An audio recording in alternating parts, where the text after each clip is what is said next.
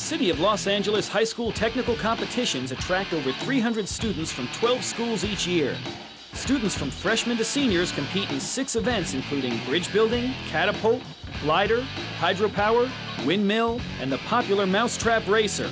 The goal of these events is not only to help students become better problem solvers, but to give them an introduction to engineering as a career. In this show, we will follow a group of students from Belmont High School and experience what it takes to compete.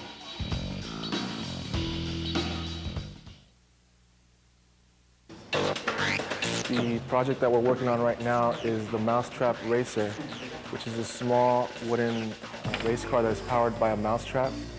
It uses the spring to, we wind a string around the rear axle of the Mousetrap Racer, and when the spring on the mousetrap is set off, it'll unwind the string and propel the mousetrap forward. This is the last meeting before the competition, which is on Thursday. So hopefully we can get a lot of the bugs worked out here today. You don't want surprises the day of the competition, so we try and test them as often as possible. The mentors are engineers from the Bureau of Engineering. They're all volunteer. They all come out on their own time and spend time with these kids. And they're all also highly motivated and want to see their students do well. So the mentors are really unselfishly helping these kids, but you can't help and get caught up with the competition and want to see your kids succeed. I'm going to keep changing strings so I can win and get the trophy, first place. Hopefully it works. Doesn't fall apart.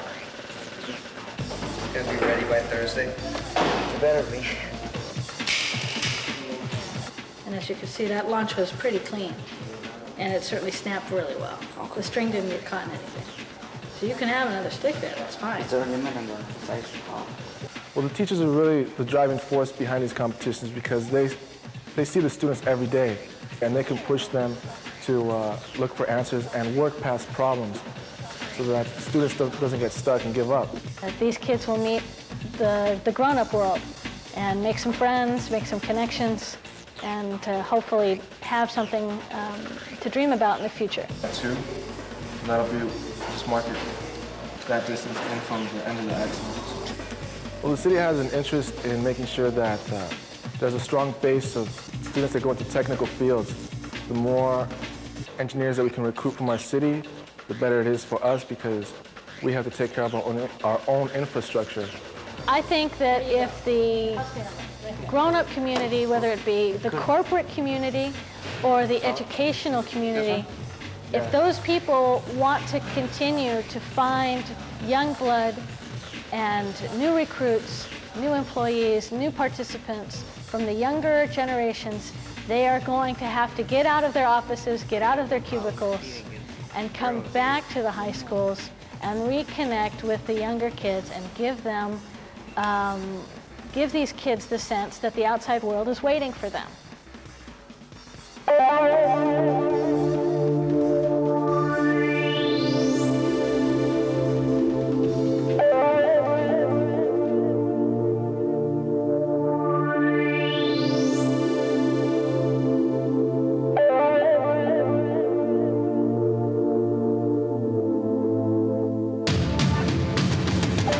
In the mousetrap competition, the object is to build a mousetrap-powered dragster and then race it on a 25-foot strip in a double elimination competition.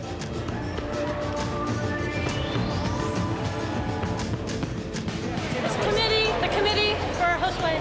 Yeah, support, man. The R2-D2 and C-3PO behind Josue.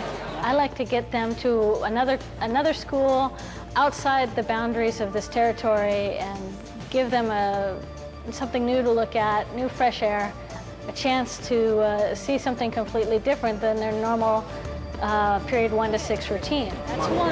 Yes. Girls is 2. Yes. The purple one is 3. Yes. Which one do we eliminate?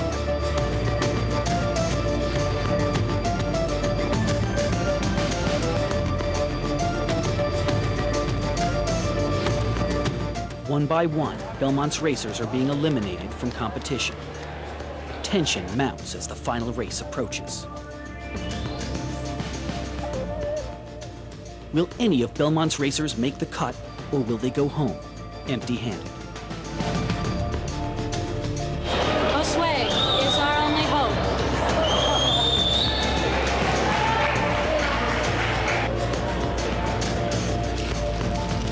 has trouble with the racer as it continues to pull to the right. How much money do you want? I still have a quiz. Just try the dimes. Will gluing a coin to balance the racer work? Try that.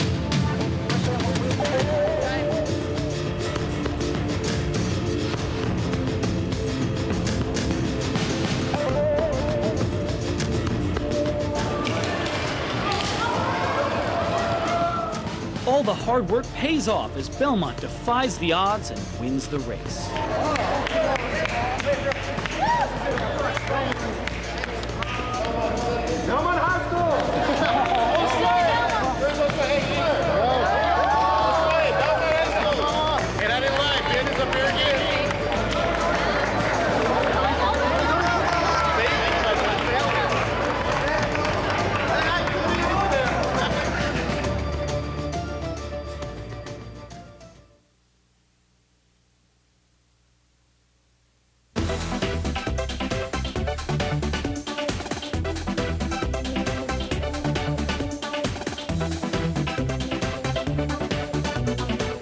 The point of the competition is to build the strongest structure that is going to stand a repeated impact in the center about right here. For the competition, we're going to put an egg underneath the structure, and the structure is going to have to not crack and protect the egg underneath it. For a mixture now, if somebody were to go online to that site, which is a cement site, I'll tell you what proportion of sand, cement, water, and gravel you should put into the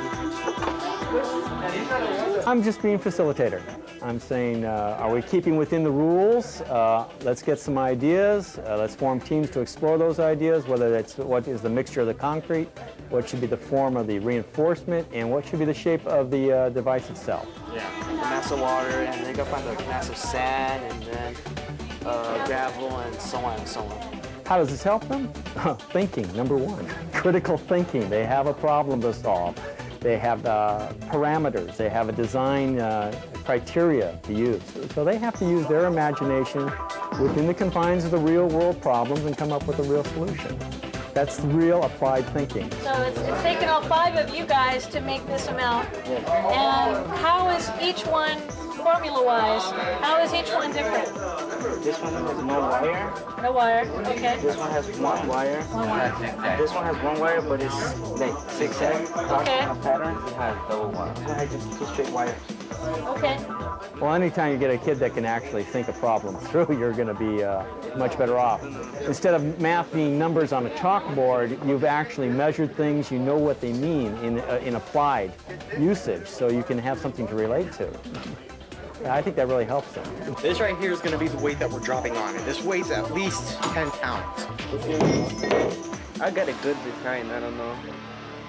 It might work. We'll have to test that out. If it works, we'll do it. We work as a team all together. He's not in our team, he's in a different team, but what he does is he helps us and we help them. Everybody here helps everybody. And then whoever wins. Yeah, we're happy for each other. Nobody here brags whether they win or not. Everybody here is just like, it's like one giant team, but everybody works individually as well. We also learn each other from mistakes, so we that makes us a better team instead of like pointing at each other.